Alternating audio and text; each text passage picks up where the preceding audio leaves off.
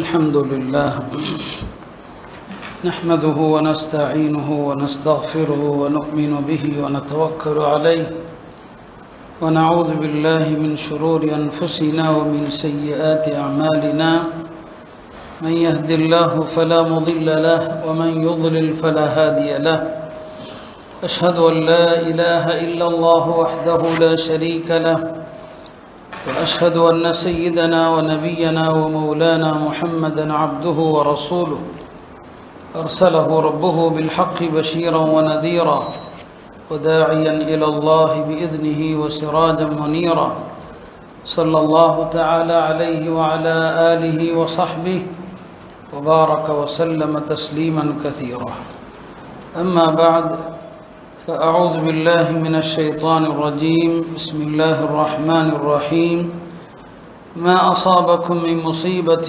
فبما كسبت أيديكم ويعفو عن كثير وقال النبي صلى الله عليه وسلم كتب الله المقادير قبل أن يخلق السماوات والأرض ب50,000 سنة وعرشه على الماء أو كما قال صلى الله عليه وسلم.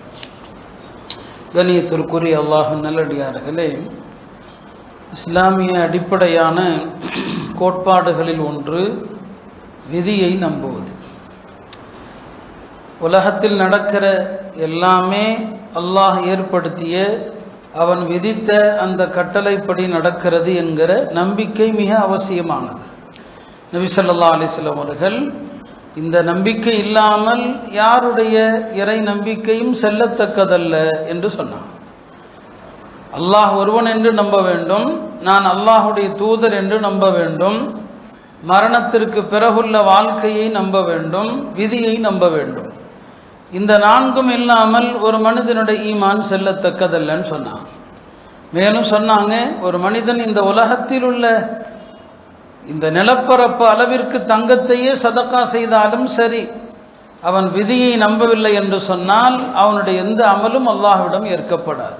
உலகத்தையே சதக்கா செய்கிறான், விதி மீதான நம்பிக்கை இல்லை அப்படின்னு சொன்னால் அவனுடைய எந்த அமலும் அல்லாஹ்விடம் ஏற்கப்படாது.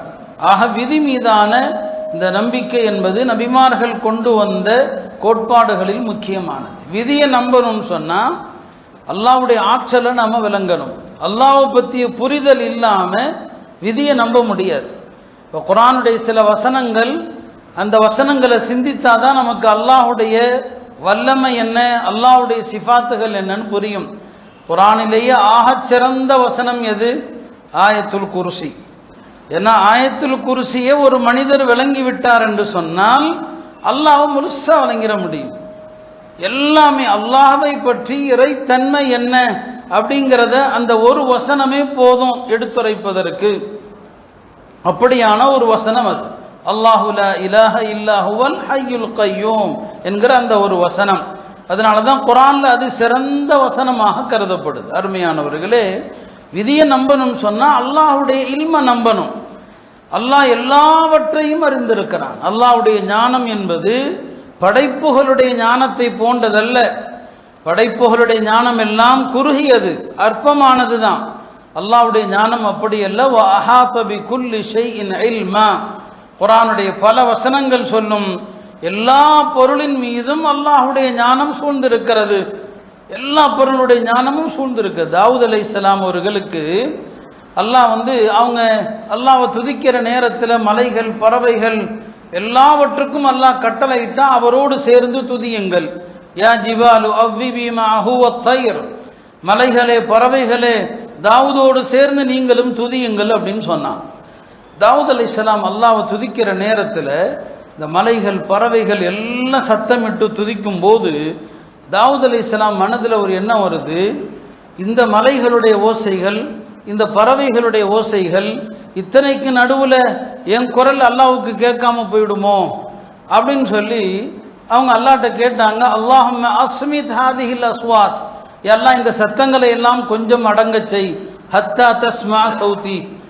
ஏன் சத்தத்தை நீ கேட்கணும் அல்லவா, இந்த சத்தத்தை எல்லாம் அடங்க செய் அப்படின்னு சொன்னான்.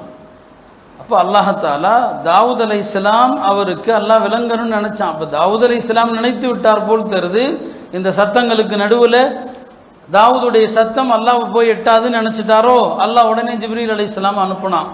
போய் தாவூத் அலைஹிஸ்ஸலாம்கிட்ட போங்க, போய் அவருக்கு விளங்க வைங்கன்னு சொல்லி. ஜிப்ரீல் அலைஹிஸ்ஸலாம் வந்தாங்க தாவூத் அலைஹிஸ்ஸலாம் இடத்துல. வந்து வாருங்கள் என்னோடு அழைச்சிட்டு போகிறாங்க. எங்கே அழைச்சிட்டு போகிறாங்க? மலை பூமிக்கு அடியில் மலையினுடைய ஆழத்துக்கு அழைச்சிட்டு போகிறாங்க. மலைகளை பற்றி சொல்லுவாங்க, மலைகள் இந்த உலகத்தில் நாம் பார்க்குற சிறிய பெரிய மலைகள் இருக்கிறது, நாம் வெளியில் எவ்வளவு பார்க்குறோமோ அதனுடைய 9 மடங்கு பூமிக்கு அடியில் இருக்குது. அதை நீங்கள் 10 போட்டிங்கன்னா ஒரு மடங்கு தான் வெளியில் இருக்குது, 9 மடங்கு உள்ளே இருக்குது மலைகள். எல்லா மலைகளும் அப்படி தான் உள்ள அதே அளவுக்கு நீங்கள் போனீங்கன்னா போயிட்டே இருக்கும். இப்போ ஜிப்ரீல் அலைஹிஸ்ஸலாம் அந்த மலையினுடைய ஆழத்திற்கே கொண்டு போனாங்க. அப்போ எப்படி இருக்கும்? ஆழத்துக்கே கொண்டு போய் அங்கே ஒரு சின்ன கல்லை எடுத்து தாவூத் அலைஹிஸ்ஸலாம் கையில் கொடுத்தாங்க. பிறகு அந்த கல்லை என்ன செஞ்சாங்க? ஜிப்ரீல் அலைஹிஸ்ஸலாம் சுக்கு நூறாக்குனாங்க. அதிலிருந்து ஒரு புழு ஒன்று வந்தது. அதிலிருந்து ஒரு சின்ன புழு, அந்த புழுவிலிருந்து ஒரு சின்ன ஓசை வருது. ஜிப்ரீல் கேட்குறாங்க, தாவூதே இது என்ன ஓசை தெரியுதான்னு சொல்லி, இது கேட்குதான்னு சொல்லி. லேசாக கேட்குற மாதிரி இருக்குது, கொஞ்ச நேரம் கேட்குது, கொஞ்ச நேரம் கேட்கறது இல்லை. இது இந்த புழுவனுடைய தஸ்பீஹ். இந்த தஸ்பீஹையும் உம்முடைய ரப்பு கேட்குறான். உலகத்தில் உள்ள எந்த ஓசைகளும் அவனுடைய கேள்வி ஞானத்தில், அவனுடைய கேள்வியில எந்த குழப்பத்தையும் ஏற்படுத்தாது. லா தஹ்தலிது அலைஹில் அஸ்வாத். எல்லாரும் ஒரே நேரத்தில் கேட்கறதுனால அல்லாஹ்வுக்கு இது இன்னாருடைய குரல் என்று பிரித்தறிவதில் குழப்பம் ஏற்படுமா? ஏற்படாது. விளங்கிங்க, அல்லாஹ்வுடைய ஞானம், அல்லாஹ்வுடைய அறிவு என்பது உங்களுடைய அறிவுக்கு எட்டாது. இந்த புழுவின் தஸ்பீஹையும் அல்லாஹ் துல்லியமாக கேட்கிறான்னு சொன்னான்.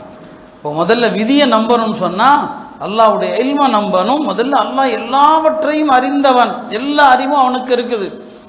இரண்டாவது, அல்லாஹ் தான் அறிந்த எல்லாவற்றையும் எழுதினான். அவன் எதையெல்லாம் அறிந்து எல்லாவற்றையும் அல்லாஹ் எழுதினான். அது ஹதீஸ்ல வருது. உலகம், இந்த வானங்கள் பூமி இதையெல்லாம் படைப்பதற்கு 50,000 ஆண்டுகளுக்கு முன்னால் அல்லாஹ் விதி எழுதிட்டான்.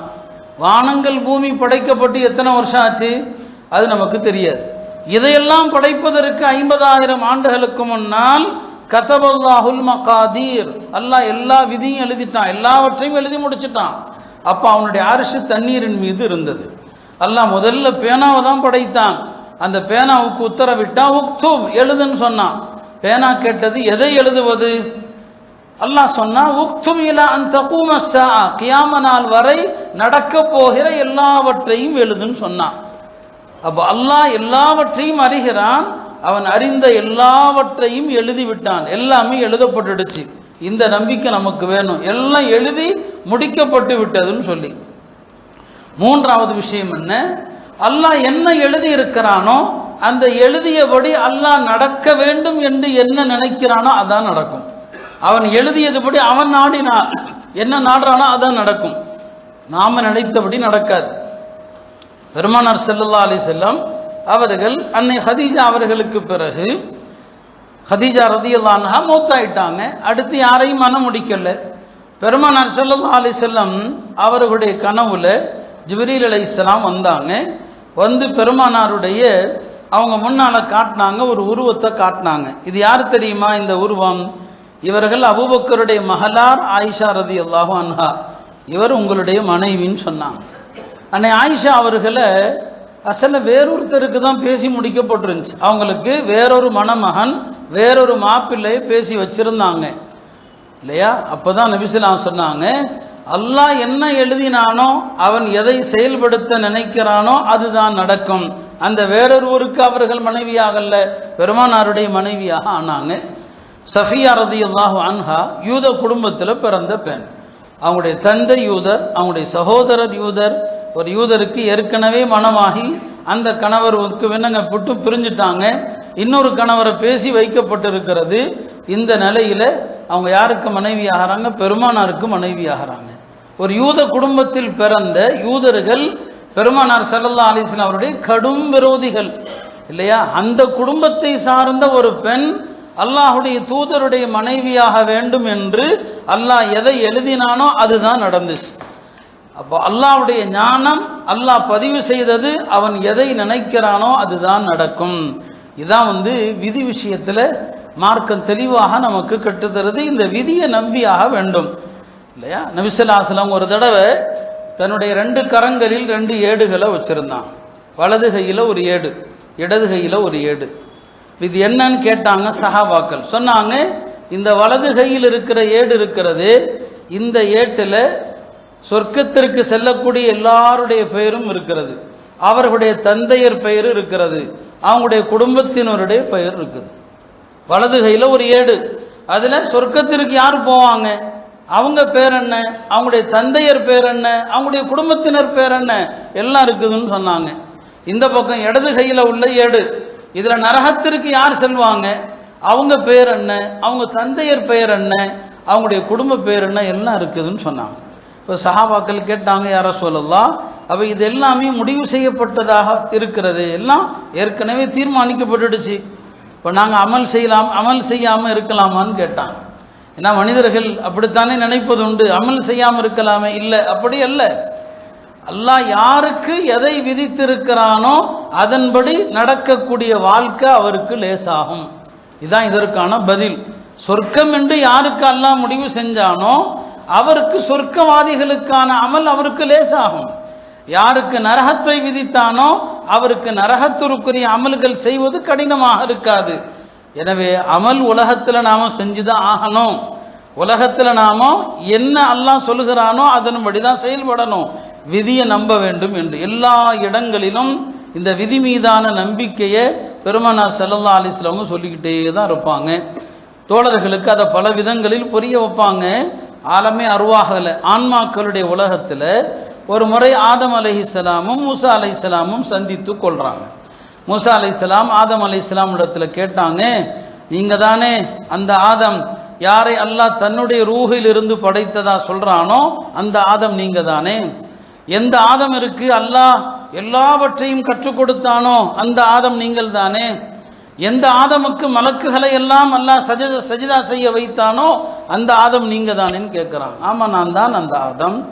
இதெல்லாம் சரிதான், இவ்வளவெல்லாம் அல்லாஹ் உங்களை சிறப்பித்தானே, நீங்கள் ஒரு தவறை செய்து உங்களையும் உங்கள் சந்ததிகளையும் இந்த சிரமப்படுகிற துனியாவுக்கு அனுப்பிவிட்டீர்களேன்னு கேட்டான்.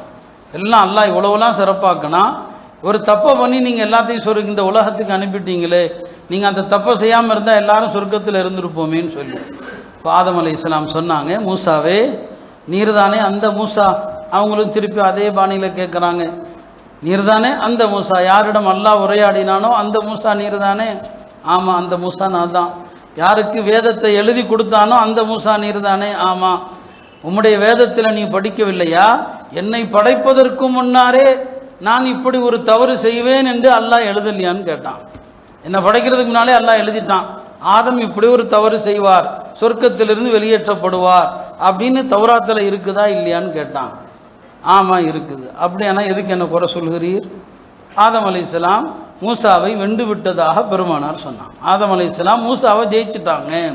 இந்த இடத்துல நாம் ஒன்றை புரிந்து கொள்ளணும், விதியை எங்கே சொல்லலாம், ஆதாரமாக எங்கே சொல்லக்கூடாது அப்படின்னா, நமக்கு வரக்கூடிய துன்பங்களின் போது விதியை சொல்லலாம், துன்பங்களின் போது விதியை சொல்லலாம். இப்போ கஸால நடக்குது இல்லையா, நான் அதற்குத்தான் இந்த விஷயங்களையும் எடுத்தேன்.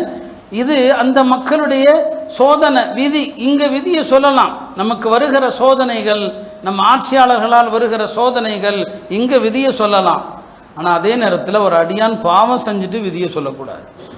ஏப்பா நீ வட்டி கடை வச்சிருக்கிற, அல்லாஹ் வட்டி கடை வைக்கணும்னு எழுதியிருக்கிறான்னு சொல்லக்கூடாது, அவன் காஃபிரா போயிடுவான். ஏன் வச்சுக்கங்க, பாவத்திற்கு விதியை சொல்லக்கூடாது. ஆனால் நமக்கு வரக்கூடிய சோதனைகளுக்கு விதியை சொல்லலாம், சோதனைகளின் போது விதியை சொல்லலாம். ஆதம் அலைஹிஸ்ஸலாம் சொன்னது அது ஒரு சோதனை, சோதனைக்கு விதியை சொல்வது தவறல்ல. ஆனால் பாவம் செஞ்சுட்டு இந்த பாவத்தை நான் செய்யணும்னு நல்லா எழுதியிருக்கிறான் என்று சொல்வது இருக்கிறதே, அது ஷைத்தானுடைய குணம், அது சொல்லக்கூடாது, மார்க்கம் அதை தடுக்கிறது. ஆக இப்படி பெருமானார் ஸல்லல்லாஹு அலைஹி வஸல்லம் அவர்கள் இந்த விதியினால் நம்பிக்கையை அழுத்தமாக சொல்லுவாங்க. ஒரு கபரில் ஒரு மையத்தை அடக்கம் செய்வதற்கு ஒரு கபருக்கு அருகில் உட்கார்ந்து இருக்கிறாங்க. அப்போ ஒரு குச்சியால் நபி ஸல்லல்லாஹு அலைஹி வஸல்லம் தரையில் அப்படி குத்திக்கிட்டே இருந்தாங்க. அந்த மாதிரி மையத்துக்குன்னு போனாலே நபி ஸல்லல்லாஹு ரொம்ப நேரம் ஆழ்ந்த யோசனையில் இருப்பாங்க, அமைதியாக இருப்பாங்க, அந்த நேரத்தில் உபதேசம் செய்வாங்க. அப்படி குத்திக்கிட்டே இருந்தவங்க திடீரென்று அப்படி தலையை உயர்த்தி சொன்னாங்க, ஒவ்வொரு ஆன்மாவும் அது எங்கே செல்கிறது என்பதை அல்லாஹ் ஏற்கனவே எழுதிவிட்டான். அது சொர்க்கம் செல்கிறதா நரகம் செல்கிறதா என்று அல்லாஹ் எழுதிட்டான்னு சொன்னாங்க. ஹஜ்ரத் அலி ரலியல்லாஹு அன்ஹு அவர்கள் கேட்டாங்க, யா ரசூலல்லாஹ், எழுதப்பட்டு விட்டது என்று சொன்னால் யாராருக்கு என்ன விதியில் எழுதப்பட்டிருக்கிறதோ அதன்படி விட்டு அமல் செய்யாமல் இருக்கலாம் அல்லவான்னு கேட்டாங்க. அப்போ நபி ஸல்லல்லாஹு அலைஹி வஸல்லம் இந்த ஆயத்தை ஓதுனாங்க. இதுதான் இல்லை, அப்படி கிடையாது. அல்லாஹ் யாருக்கு எதை நாடுகிறானோ அதன்படியான செயல்படுவதற்கு என்ன செய்யும், வழியை லேசாக்குவான். ஃபஅம்மா மன் ஆதா வஸத்தக பில் ஹுஸ்னா ஃபஸனுயஸ்ஸிருஹு லில் யுஸ்ரா வஅம்மா மன் பகில வஸ்தக்னா வகذب பில் ஹுஸ்னா ஃபஸனுயஸ்ஸிருஹு லில் உஸ்ரா. யார் எந்த அணியில் இருக்கிறாங்க, ரெண்டு அணி அல்லாஹ் சொல்லிட்டான். அந்த அணியில இருந்தால் சொர்க்கத்திற்குரிய அமல் அவருக்கு லேசாகும், இந்த அணியில இருந்தால் நரகத்திற்குரிய அணி அவருக்கு லேசாகும் என்பதை சொல்லிட்டாங்க. எனவே விதியை நம்பணும், ஆனால் அமல் செய்யாமல் இருக்கக்கூடாது என்பதையும் உணர்த்துறாங்க. அருமையானவர்களே, இந்த விதி மீதான நம்பிக்கை உலகத்தில் நமக்கு பல சோதனை வரும்போது தடுமாறாமல் பாதுகாக்கும். உலகத்தில் பல சமூகங்களையும் தற்கொலை இருக்குதா இல்லையா, எல்லாம் பாதுகாக்கணும். இன்னைக்கு நம்ம சமூகத்திலையும் கொஞ்சம் கொஞ்சம் இந்த தற்கொலைங்கிற முசீபத்து எட்டி பார்க்குது இல்லையா. ஒரு காலத்தில் முஸ்லிம்களில் தற்கொலை என்பதே இருக்காது. ஆனால் இன்றைய காலத்தில் அது ஒரு தனி தலைப்பாக நாம் பேசணும். பாருங்க, உலகத்தில் மற்ற சமுதாயங்கள் எந்த நெருக்கடியும் அவர்களுக்கு உலகத்தில் இல்லை, ஆனால் தற்கொலை பண்ணுறாங்க. முஸ்லிம்கள் தற்கொலை பண்ண மாட்டாங்க எந்த சூழ்நிலையிலும். காரணம் என்ன? இந்த நம்பிக்கை தான், விதியின் மீதான இந்த நம்பிக்கை தான் முஸ்லிம்களை எந்த சோதனை வந்தாலும் அதை தாங்கக்கூடிய சக்தியை கொடுக்கும். எவ்வளோ பெரிய சோதனை என்ன, எல்லாத்தையும் தாங்குற சக்தியை இந்த கொடுக்கும். ஒரு காலத்தில் எந்த அளவுக்கு விதியை நம்புறீங்களோ சோதனை லேசாக தான் இருக்கும். இமாம் இப்னு ஹிப்பான் அவர்கள் பதிவு செய்கிறாங்க, அப்துல்லாஹ் இப்னு முஹம்மத் என்று ஒருவர் சொல்றாரு, ஒரு கடற்கரை பகுதிக்கு ஒரு படையில் அவர் போயிருக்கிறார். அப்படி போன இடத்துல அந்த கடற்கரையில் அப்படியே கொஞ்சம் தூரம் நடக்கிறாரு. நடக்கும்போது ஒரு சின்ன கூடாரம் தெரியுது. சரி பார்ப்போம் இந்த கூடாரத்தில் யார் இருக்கிறாங்க அப்படின்னு போறாரு. போனால் அந்த கூடாரத்தில் ஒரு மனிதர் இருக்கிறாரு, கை கால் செயல்படாமல் பார்வை இல்லாமல் இருக்கிறாரு. ஆனால் அவர் துவா செஞ்சுக்கிட்டு இருக்கிறாரு. என்ன துவா செய்கிறாருன்னு கேட்குறாரு. பார்த்தா அந்த அடியான் துவா செய்கிறாரு, அல்லாஹும்ம அவுஸிஅனி அன் அஹ்மதக ஹம்தன் யுகாஃபிஉ பிஹி ஷுக்ர நிஅமதிக் அல்லதி அன்அம்த அலை வஃضلتني بها على كثير ممن خلق تفضيلا. இந்த துஆவுடைய கருத்து என்ன? அல்லாஹ் எப்போதும் உன்னை புகழக்கூடிய தௌஃபீக்கை எனக்கு கொடு. அந்த புகழ் நீ எனக்கு செய்திருக்கிற நியாமத்துகளுக்கெல்லாம் நன்றி கடனாக இருக்க வேண்டிய புகழ். எல்லா மக்களையும் விட என்னை நீ சிறப்பித்திருக்கிறாயே, அதற்கு நான் உன்னை புகழணும்னு சொல்லி கேட்கிறார். இவருக்கு ஆச்சரியம், என்னடா இந்த அடியான் இவ்வளவு சோதனையில் இருக்கிறவர் எல்லாம் உன்னை புகழக்கூடிய தௌஃபீக்கை கொடுன்னு கேட்குறாரு. உடனே உள்ளே போகிறாரு. உள்ளே போய் கேட்குறாரு, நீங்கள் கேட்குற இந்த துவா எனக்கு ரொம்ப ஆச்சரியமாக இருக்குது. கை கால் எதுவுமே செயல்படலை, பார்வை இல்லை, நீங்கள் இப்படி துவா செய்கிறீங்களான்னு சொல்லி. இப்போ அவர் சொன்னார், வானமே என் மீது இடிந்து விழுந்தாலும் சரி, மழையே என் மீது சரிந்தாலும் சரி, இந்த கடல் என்னை விழுங்கினாலும் சரி, நான் அல்லாஹ்வை புகழ்ந்து நன்றி செலுத்தக்கூடிய அடியானாகத்தான் இருப்பேன்னு சொன்னார். என்ன வந்தாலும் சரி, என்ன அவன் விதித்தது நடப்பதனால நான் அதை பொருந்தி கொண்டு அவனை நான் புகழத்தான் செய்வேன் அப்படின்னு சொன்னார். ரொம்ப ஆச்சரியமாக இருந்தது. பிறகு அந்த பெரியவர் சொன்னார், நான் யார்கிட்டையும் உதவி கேட்க மாட்டேன், நீர் யாரென்று எனக்கு தெரியாது, ஒரே ஒரு உதவி எனக்கு செய்ய முடியுமா? என்ன சொல்லுங்க. எனக்கு ஒரு மகன் இருந்தான், அவன்தான் எனக்கு தொழுக நேரத்தில் என்னை அமர வைத்து உதவு செய்வித்து எனக்கு உதவியாக இருப்பான். இந்த பையன் வெளியே போனவன் 3 நாளாக காணோம், இந்த பையனை எங்கேயாவது தேடி பார்க்க முடியுமான்னு சொல்லி. சரி, இந்த உதவி கூட உங்களுக்கு செய்ய முடியலன்னா என்ன அப்படின்னு சொல்லிட்டு அவர் அப்துல்லாஹ் இப்னு முஹம்மத் அந்த பையனை தேடி வரலான்னு வர்றாரு. பாலைவனத்தில் ஒரு இடத்துல ஒரு காட்டு விலங்குகள் அவரை கொண்டு போட்டிருக்குது. அவர் மொத்த போய் இருக்கிறார். என்னடா இது, இந்த பெரியவருக்கு இப்படி ஒரு சோதனையா, இதை அவர்கிட்ட சொல்லலாமா வேண்டாமா, அவர் எங்கன்னு காணலன்னு சொல்லிடுவோமா? ஏன்னா இதை சொன்னால் அவர் இன்னும் தளர்ந்துடக்கூடாது, ஒரு பயம் அவருக்கு. அவர் நம்பிக்கையோடு இருக்கிற மனுஷன், நாம் இந்த சோகத்தை போய் சொல்லணுமான்னு சொல்லி அப்புறம் அவர் சொல்றாரு, இல்லை அய்யூப் அலைஹிஸ்ஸலாமுடைய சோதனையை விடவா இவருக்கு பெரிய சோதனை, சொல்லுவோம் என்று வர்றார். வந்து அந்த பெரியவரிடத்துல கேட்குறாரு, அய்யூப் அலைஹிஸ்ஸலாமுடைய சரித்திரம் உங்களுக்கு தெரியுமான்னு சொல்லி. ஏன் தெரியாது? தெரியும்.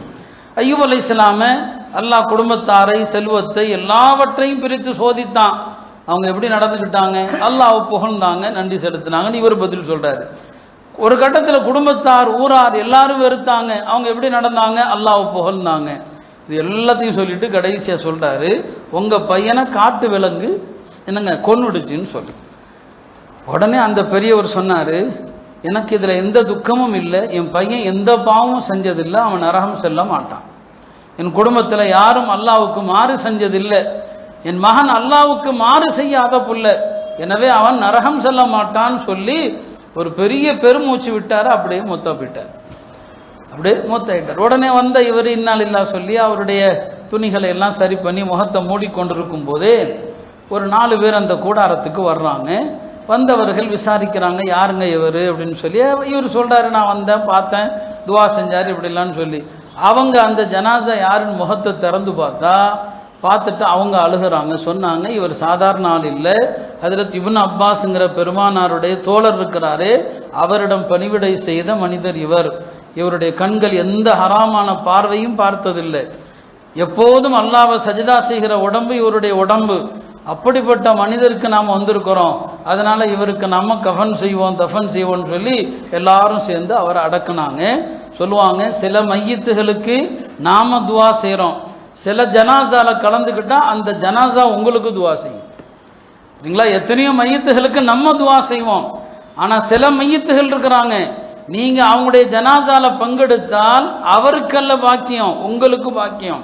இப்போ சொன்னாங்க, இவர் அப்படிப்பட்ட நபர், இவருடைய ஜனாசால நாம பங்கெடுத்தோமே என்று அவங்க சந்தோஷப்பட்டாங்க. அருமையானவர்களே, இப்படி சோதனைகளை தாங்கக்கூடிய பக்குவம் எங்கிருந்து வருது? அல்லாஹ்வுடைய விதி தான். அந்த விதியின் ரகசியம் உலகத்தில் தெரியவே தெரியாது, அது மறுமையில் மட்டும்தான் தெரியும். ஏன் இப்படி நடக்குது அப்படிங்கிறத மனுஷன் உலகத்தில் தெரிஞ்சான்னு சொன்னா ஈமானுக்கு அர்த்தமே இல்லாமல் ஆகி போயிடும். இந்த இதில் என்ன இருக்குது, அல்லாஹ் என்ன வச்சிருக்கிறான், அது அல்லாஹ்வுடைய பெரிய ரகசியம். அல்லாஹ்வுடைய ஞானத்தை நாம அறிய முடியாது. இப்போ அந்த அடிப்படையில் அருமையானவர்களே, விதியை நம்புவது தான் வாழ்க்கை, அதுதான் நம்மளை இயக்குது. விதியின் மீதான நம்பிக்கை தான், அல்லாஹ் என்ன நினைக்கிறானோ அதான் நடக்குது. இந்த நம்பிக்கை தான் நம்ம வாழ்க்கையை சீராக கொண்டு போகுது. இது எதனால நம்ம சொல்றோம்? இப்போ கஸ்ஸால இன்றைக்கு நடக்கிற ஒரு பெரிய கொடூரம் இருக்குது. இன்றைய சமூக ஊடகங்கள் வளர்ந்து விட்ட காலம், உலகமே ஒரு கிராமம் ஆகிவிட்ட காலம். அதனால நம்ம இதெல்லாம் பார்க்குறோம்.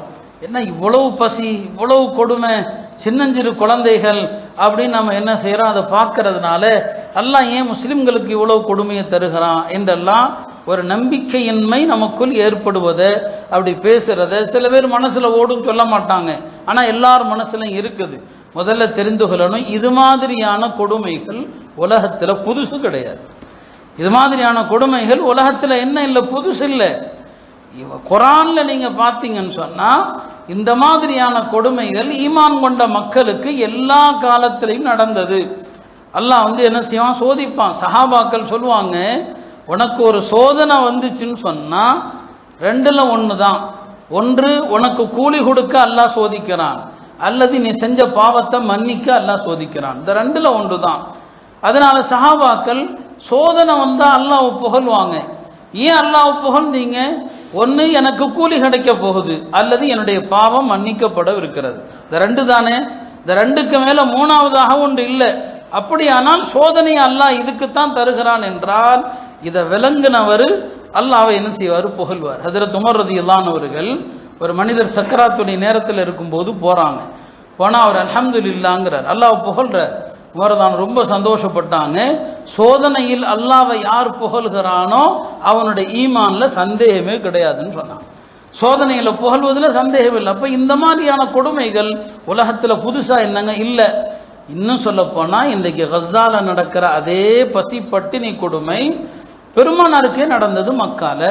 நபி ஸல்லல்லாஹு அலைஹி வஸல்லம் அவங்களுடைய குடும்பத்தாரோடு 3 ஆண்டு காலங்கள் இதே பசி கொடுமை தான். ஒரு கணவாய்க்குள், ஒரு பள்ளத்தாக்குல பெருமானாருடைய குடும்பம் அடைச்சி வைக்கப்பட்டிருக்கிறாங்க. அந்த பள்ளத்தாக்கை விட்டு வெளியே வரவும் முடியாது, வெளியிலிருந்து யாரும் உள்ள போகவும் முடியாது. யாராவது தெரியாமல் உணவை எடுத்துக்கொண்டு போனாலே தவிர யாரும் எடுத்துக்கிட்டு போக முடியாது. 3 வருஷ காலம், 1 வருஷம் இல்லை, 2 வருஷம் இல்லை. இப்போ கஸ்ஸால நடக்கிறது அங்கதான் நடக்குதுன்னு நினைச்சிங்கன்னா அது உங்களுடைய அறியாமை, அது வரலாற்றை நீங்க தெரியாம. அல்லாஹ்வுடைய தூதர் இருக்கும் போதே நடக்குதுன்னா ஏங்க இன்னைக்கு நடக்க முடியாது? பெருமானாரே இருக்கிறாங்களா இல்லையா? அவங்க இருக்கும்போதே நடக்குது. அதே பசி பட்டினி கொடுமை தான். எதுவும் உள்ளே போக முடியாது, உள்ளே இருந்து எதுவும் வெளியே வர முடியாது. இப்போ இதெல்லாம் அன்றைக்கும் நடந்து தான் இருக்குது. ஆனால் நாம் புரிய வேண்டியது என்ன, இந்த மாதிரி கொடுமை நடக்கிற நேரத்தில் முஸ்லீம்கள் நாம் என்ன செய்யணும்? நீங்கள் அங்கே ஏன் இப்படி நடக்குது அதை பற்றி யோசிக்கக்கூடாது. அந்த பசி பட்டினிக்காக நீங்கள் எவ்வளோ வேதனைப்பட்டீங்க.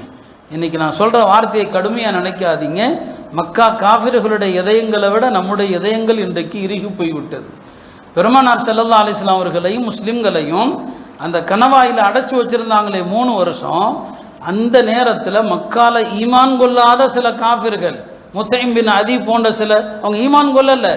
ஆனால் அவங்க கூட சொன்னாங்க, நம்முடைய தலைவர்கள் செய்வது தவறு, நம்முடைய மக்களை இப்படி நீங்கள் செய்யக்கூடிய இந்த கொடுமை தவறு, இந்த மக்கள் சாப்பிடாத வரை நான் சாப்பிட மாட்டேன்னு சத்தியம் பண்ணாங்க. யாருங்க? காஃபிர்கள். இந்த முஸ்லிம்கள் இவங்களை எல்லாம் நீங்கள் வெளியேற்றி இவர்கள் சாப்பிடாத வரைக்கும் நான் சுவையான உணவு சாப்பிட மாட்டேன் அப்படின்னு மக்கால உள்ள பல காஃபிர்கள் சாப்பிடாம இருந்தாங்க. இன்னைக்கு கஸ்ஸாவுக்காக நாம அப்படி எந்த செஞ்சோம்? யோசிச்சு பாருங்க. நம்முடைய ஆடம்பர வாழ்க்கை குறைஞ்சிருக்குதா? நம்முடைய ஆடம்பர திருமணங்கள் குறைஞ்சிருக்குதா? நம்முடைய சுவையான உணவுகளுடைய எண்ணிக்கை குறைஞ்சிருக்குதா? பிரம்மாண்ட வீடு கட்டுவது குறைஞ்சிருக்கிறதா? உள்ளத்தில் என்ன வலி உங்களுக்கு ஏற்பட்டிருக்கு கஸ்ஸாவை பற்றி? இந்த வலியே இல்லாமல் அல்லாஹ் ஏன் சோதிக்கிறான்னு கேட்கறதுக்கு நமக்கு என்ன தகுதி இருக்குது? யோசிச்சு பாருங்க. உண்மையா அது நமக்கு தேவையில்லை. அல்லாஹ் ஏன் சோதிக்கிறான்? அது ரப்புடைய ஞானம், நமக்கு அது தெரியாது. நீங்கள் இந்த வலியில் என்ன பங்கெடுக்கிறீங்க இல்லையா? எல்லா இஸ்லாமிய நாடுகளும் கொடூரமானவர்கள், அயோக்கியர்கள் இல்லையா? தங்களுடைய இனத்தை சார்ந்த, தங்களுடைய சமூகத்தை சார்ந்த மக்கள் இவ்வளோ பெரிய ஒரு சொல்லனா துயரத்தில் இருக்கக்கூடிய நேரத்தில் கூட ஈவிரக்கற்ற முறையில் அவர்கள் நடக்கிற இந்த அவங்க நினைச்சா இந்த பிரச்சனையை தீர்க்க முடியும். இவ்வளவு இஸ்லாமிய நாடுகள் தீர்க்க முடியும். எந்த ஒரு நடவடிக்கையும் கிடையாது. இப்போ நாம அதிகாரத்தில் இல்லை, நாமே வேறொரு ஆட்சி அதிகாரத்தில் இருக்கிறோம். நம்முடைய உரிமைகளே பறிபோயிட்டு இருக்குது. இங்கிருந்து நாம கஸ்ஸா மக்களுக்கு என்ன செய்ய முடியும்? நேற்று கூட ஒரு சகோதரர் கேட்டார், பணம் அனுப்பும், பணம்லாம் யாரும் அனுப்பிடாதீங்க, அப்படி எந்த விளம்பரமும் வந்து அது பொய். ஏன்னா அப்படி எந்த விதமான இங்கிருந்து அவர்களுக்கு பணத்தை கொண்டு போய் சேர்ப்பதற்கு அவன் உணவே உள்ள விடமாட்டிருக்கான். பணம் எப்படி போகும்? அங்கே என்ன வங்கிகள் ஏதாவது இருக்குதா? ஒரு தேசத்தையே நிர்மூலமாக்கிட்டாங்க, வெட்டவெளி மைதானமாக்கிட்டாங்க. நீங்கள் யாருக்கு பணம் அனுப்புவீங்க? அது பித்தலாட்டம். பணம் எதுவும் அனுப்பிடாதீங்க. நான் சொல்ல வந்தது, நாம் அவங்களுக்கு ஒன்றும் செய்ய முடியாது இல்லையா? அது அரசாங்கங்களே வேடிக்கை பார்க்குது. நாம் குறைஞ்சபட்சம் நாம் வருத்தப்படணும், வேதனைப்படணும், இந்த துன்பத்தில் பங்கெடுக்கணும், ஒவ்வொரு தொழுகையிலையும் துவா செய்யணும். இதை செஞ்சாலே அல்லாஹ் நமக்கு எத்தனையோ சோதனைகளை விட்டும் பாதுகாப்பான். அந்த மக்களுக்கும் விரைவில் விடிவு வரும். விடிவு இல்லாமல் இல்லை. எவ்வளவு சோதனை உச்சத்துக்கு போகிறதோ அருகில் வெற்றியும் உதவியும் இருக்குதுன்னு அர்த்தம். குர்ஆன் சொல்கிறதா இல்லையா? ஒரு காலத்தில் நபிமார்களுடைய சமூகத்தை இப்படி தான் கடுமையாக சோதிக்கப்பட்டது இல்லையா? குர்ஆன் சொல்லுது, அம் ஹஸிபுத்தும் அன் தத்குலுல் ஜன்னah, உங்களுக்கு முன் வாழ்ந்தவர்களுக்கு வராத சோதனைகள் வராம நீங்க சொர்க்கம் போகலான்னு நினைக்கிறீங்களா? மஸ்ஸத்துஹுமுல் பஸாஉ வல்லர்ராஉ, அவர்களுக்கு எல்லா விதமான உடல் ரீதியான நோய்கள், சிரமங்கள், வறுமை எல்லாம் வந்துச்சு. அல்லாஹ் சொல்லக்கூடிய உச்சக்கட்ட வார்த்தை என்ன? வஸுல்ஸிலு, உழுக்கப்பட்டார்கள் அப்படிங்கிறான். வஸுல்ஸிலு, உழுக்கப்பட்டாங்க. ஹத்தா யகூலர் ரசூலு வல்லதீன ஆமனூ மஅஹு, அல்லாஹ்வுடைய ரசூலும் ஈமான் கொண்ட மக்களும் கேட்டாங்க, மதா நஸ்ருல்லாஹ், அல்லாஹ்வுடைய உதவி எப்பதான் வரும்? இன்னைக்கு கஸ்ஸாவுடைய நிலைமை அதான். மதா நஸ்ருல்லாஹ் அலா இன்ன நஸ்ருல்லாஹி கரீப், அல்லாஹ்வுடைய உதவி அருகில் இருக்கிறது. இந்த நிலைமை எப்போ வந்துருச்சோ, கடுமையா உழுக்கப்பட்டாங்க என்ற நிலைமை எப்போ வந்துருச்சோ, அலா இன்ன நஸ்ருல்லாஹி கரீப், அல்லாஹ்வுடைய உதவி பக்கத்தில் இருக்குது. சோதனை நமக்கு தெரியுதே தவிர அந்த சோதிக்கப்படுகிற மக்களோடு அல்லாஹ்வுடைய ஒரு உதவி இருக்கும், அது நமக்கு தெரியாது. அது நமக்கு தெரியாது. நம்ம சோதிக்கிற பார்க்குறோம், குண்டடியில் இருக்கிற குழந்தைகளை பார்க்குறோம் இல்லையா? பசி பட்டினியில் வாடி இருக்கிற மக்களை பார்க்குறோம். நான் அதே நேரத்தில் நமக்கு தெரியாது, அவங்க அல்லாஹ்வுடைய ஒரு உதவியை பார்த்துக்கிட்டு தான் இருப்பாங்க. அந்த உதவி இருக்க போய் தான் அவங்க முஸ்லீமாக இருக்கிறாங்க. இல்லைன்னா அல்லாஹ் பாதுகாக்கணும், என்றைக்கும் முர்த்ததாக போயிருப்பாங்க, என்றைக்கும் மதம் மாறி இருப்பாங்க இல்லையா? இவ்வளவு சோதனையில் ஈமான ஏன் விடுறதில்ல தெரியுமா? அங்கே ஒரு உதவி இருக்கும், அது நமக்கு தெரியாது. பல செய்திகள் வருது, நிச்சயமாக உண்மை இருக்கும். எத்தனையோ சுகதாக்களுடைய உடல்களிலிருந்து நறுமணம் வருதுன்னு சொல்லி பார்க்குறோம். உண்மையான பல விஷயங்களும் அதில் இருக்குது, அதில் மிகையும் கிடையாது. பல்வேறு சுஹதாக்களுடைய உடல்கள் மணக்குது என்கிற எத்தனையோ செய்தி. இதெல்லாம் கல்ல பார்க்கறதுனால தான் அந்த மக்கள் ஈமான்ல உறுதியாக இருக்கிறாங்க. அல்லாஹ்வுடைய உதவி வரும் நம்பிட்டு இருக்கிறாங்க. அந்த மக்களுடைய வருத்தம் இஸ்லாமிய நாடுகள் செய்யக்கூடிய துரோகங்கள் தான். இதற்காக ஒரு சிறு குரலை கூட எழுப்பாமல் இருக்கிற வேடிக்கை தான். நான் சொன்னேனா இல்லையா, ஈரான் சண்டை நடந்தப்போ நான் சொன்னேன் அது ஒரு நாடகம். ஈரான்லாம் எந்த உதவியும் இப்போ எங்கே போச்சு ஈரான்? இப்போ ஏதாவது ஒரு ஃபோட்டோ வருதா பாருங்க, ஏதாவது ஒரு ஃபோட்டோ இப்போ வருதா? கொஞ்ச நாள் அந்த ஹொமைனியை போட்டுக்கிட்டே இருந்தாங்க இல்லையா, இப்போ எல்லாம் எங்கே போனாங்க? அவர் எங்கே போனார்? இருக்காரா முத்தா போயிட்டாரா? இந்த கொடுமையில் அவருடைய குரல் எங்கிருந்து வருது? அது உலக அளவிலான நாடகம். எந்த கட்டத்திலும் ஷியாக்கள் முஸ்லீம்கள், இப்போ அரபு நாடுகள் மற்றவங்களை விடுங்க, ஷியாவோ ஈரானோ முஸ்லீம்களுக்கும் இஸ்லாத்திற்கும் சாதகமாக இருக்கவே இருக்காது. எப்படி இருக்கும்? அவன் குழந்தைகளுக்கு ஈமான் கலிமா என்ன சொல்லி கொடுக்குறான்? அஷ்ஹது அல்லா இலாஹ இல்லல்லாஹ் வ அஷ்ஹது அன்ன முஹம்மது ரசூலுல்லாஹ் வ அஷ்ஹது அன்ன அபா பக்கரி வ உமர் ஃபின்னார்னு சொல்லி கொடுக்குறான். அல்லாஹ் தான் ஒருவன், முஹம்மது அல்லாஹுடைய தூதர், அபூபக்கர் உமரும் நரகத்தில் இருப்பாங்க. இது அவனுடைய கலிமா. இப்படி கலிமா சொல்லி கொடுக்குறவன் முஸ்லீம்களுக்கு உதவி செய்வானா என்ன? ஹைர், அது ஒரு அரசியல். அதை நான் பேசினப்போ எத்தனை பேர் இப்படி எல்லாம் பேச வேண்டிய தேவையா இந்த நேரத்தில்னு கேட்டாங்க. சோதனைகள் வரலாம், ஆனால் ஈமான் மட்டும் பறிபோயிடக்கூடாது. நம்ம ஷியாவை நம்பினா நம்ம ஈமான் பறிபோயிடும். அவனுடைய ஈமான் மோசமானது, அவனுடைய நம்பிக்கை மோசமானது. எந்த நிலையிலும் நம்முடைய அஹ்லு சுன்னா கோட்பாட்டில் உறுதியாக இருக்கணும். நீங்கள் பலஸ்தீன மக்கள் அதில் தெளிவாக இருக்கிறாங்க. அவங்க அஹ்லு சுன்னாவுடைய கொள்கையில் ரொம்ப தெளிவான மக்கள். எனவே அருமையானவர்களே, அல்லாஹுடைய ஒரு விதி, இதெல்லாம் நடக்கும், இத்தகைய சோதனைகள் எல்லா காலத்திலையும் நடக்கும் என்பது ஏற்கனவே அல்லாஹ் எழுதி வச்ச ஒரு விதியின்படி இதெல்லாம் நடந்துட்டு இருக்குது. இதுக்கெல்லாம் அல்லாஹ் ஒரு அர்த்தம், ஒரு இது வச்சிருப்பான். கியாமத்துக்கு முன்னால இது போன்ற எல்லா விஷயங்களும் நடக்கும் என்பதை அல்லாஹ் ஏற்கனவே எழுதியிருக்கிறான். ஒரு ஹதீஸில் நபி ஸல்லல்லாஹு அலைஹி வஸல்லம் சொன்னாங்க, இன்னல்லாஹ தபாரக வ தஆலா யப்தலி அப்தஹு. அல்லாஹ் எதை கொடுக்குறானோ அதை கொண்டு அல்லாஹ் சோதிப்பான். அல்லாஹ் கொடுத்ததை பொருந்தி கொண்டால் அல்லாஹ் உங்களுக்கு பறக்க செய்வான். அல்லாஹ் எனக்கு என்ன தந்திருக்கிறானோ அதை பொருந்தி கொண்டா பறக்க செய்வான். அல்லாஹ் கொடுத்ததை பொருந்தல்ல பறக்கத்து இருக்காது. இன்னைக்கு பறக்கத்து இல்லைன்னு ஏன் சொல்றோம்? அல்லாஹ் கொடுத்ததை நம்ம யாருமே பொருந்தி கொள்வது கிடையாது. எனவே அல்லாஹுடைய விதியை பொருந்தினோம்னு சொன்னா அல்லாஹாலா நமக்கு எல்லா விஷயத்தையும் லேசாக்குறான். ஒரு நீண்ட ஹதீஸில் நபி ஸல்லல்லாஹு அலைஹி வஸல்லம் அவங்கள்ட்ட சஹாபாக்கள் லேசான அமலை சொல்லுங்க, லேசான அமலை சொல்லுங்கன்னு கேட்பான். நபி ஸல்லல்லாஹு ஒவ்வொன்றா சொல்லிக்கிட்டே வருவாங்க. அதில் கடைசியாக என்ன சொல்லுவாங்க தெரியுமா? லேசான அமல் என்ன தெரியுமா?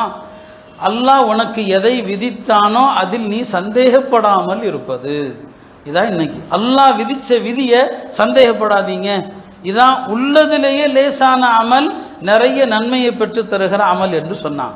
எனவே அல்லாஹ் விதித்த விதியின்படி உலகத்தில் இப்படி நடக்கும். அதுவும் பைத்துல் முகத்தஸை சுற்றி, சரிங்களா, இஸ்லாம் வந்த நாளிலிருந்து பிரச்சனை தான். அந்த மண்ணில் பிரச்சனைங்கிறது இன்னைக்கு கிடையாது, இதற்கு முன்னாலும் இருந்திருக்கு. இப்போ நாம் எல்லாவற்றையும் பார்க்கறதுனால நமக்கு அது பெருசாக தெரியுதே தவிர அந்த மண்ணில் சோதனைகள் இருந்துக்கிட்டே இருக்குது. கியாமத்து வரைக்கும் இருக்கும், தஜ்ஜால் வர்ற வரைக்கும் இருக்கும், மஹதி அலைஹிஸ்ஸலாம் வர்ற வரைக்கும் இருக்கும். வரும்போது அந்த மண்ணில் வெற்றி நடக்குங்கிறது தான் நமக்கு சொல்லப்பட்ட சுப செய்தி. இதெல்லாம் நடந்தாலுமே கூட பலஸ்தீன் என்பது முஸ்லிம்களுக்கானது தான், அந்த மக்களுக்கானது. அல்லாஹ் அதை கூடிய சீக்கிரத்தில் வெற்றியாக்கி தருவான். நம்ம அல்லாஹ்விடத்தில் துவா செய்யணும். இந்த மக்களுடைய கஷ்டத்துக்காக கண்ணீர் விட்டு அல்லாஹ்ட்ட அழுங்க, நோன்பு வைங்க, தனிப்பட்ட முறையில் வணக்க வழிபாடுகள் திக்ர்கள் செய்யுங்க. அந்த மக்களுடைய பேரில் நீங்கள் ஈசால் சவாப் செய்யுங்க. எல்லாம் இந்த தர்மம் எல்லாம் பலஸ்தீன மக்களுடைய துயரங்கள் நீக்குவதற்கு இதை வசீலாவாக்கு. நீங்கள் குர்ஆன் ஓதி அல்லாஹ் இதன் பொருட்டில் அந்த மக்களுடைய கஷ்டத்தை நீக்கு என்று அல்லாஹ்விடத்தில் துவா செய்யுங்க. முஸ்லிம்களுக்கு கஷ்டம் வரும்போது நாம் அந்த கஷ்டத்தில் பங்கெடுக்கிறதுக்கு தான் குனூத்து நாசிலா ஓதுறோம். நபி ஸல்லல்லாஹு அலைஹி வஸல்லம் இந்த சோதனை கால குனூத்துங்கிறது 5 வக்திலையுமே ஓதிருக்கிறாங்க. லுஹர், அசர், மக்ரிப், இஷா எல்லாத்திலையும் ஓதுவாங்க. சில நேரங்களில் மக்ரிபிலையும் இஷாலை மட்டும் ஓதிருக்கிறாங்க. அதிகமாக ஃபஜ்ரு தொழுகையில் ஓதுவாங்க. அதிகமாக ஃபஜ்ருடைய தொழுகையில் தான் ஓதுவாங்க. அந்த அடிப்படையில் தான் இப்போ ஃபஜ்ரில் குனூத் ஓதுறோம். அதை நீங்கள் மனப்பூர்வமாக இந்த மக்களுடைய அந்த துவாவில் உங்களுடைய ஆமீன் வலியோடு வரணும், உள்ளத்திலிருந்து வரணும். அல்லாஹ் இந்த துவாக்களை நிச்சயமாக வீணாக்க மாட்டான். எல்லாம் அல்ல அல்லாஹ் பலஸ்தீன மக்களுடைய துன்பத்தை துயரத்தை விரைவாக நீக்கியருள்வானாக. வெற்றி கொள்ளப்பட்ட பலஸ்தீனிலே நாம் எல்லாம் சென்று தொழக்கூடிய பாக்கியத்தை அல்லாஹ் தந்தருள்வானாக. இந்திய முஸ்லிம்களாகிய நமக்கும் சோதனைகள் துன்பங்கள் வராமல் பாதுகாப்பானாக. وآخر دعوانا الحمد لله.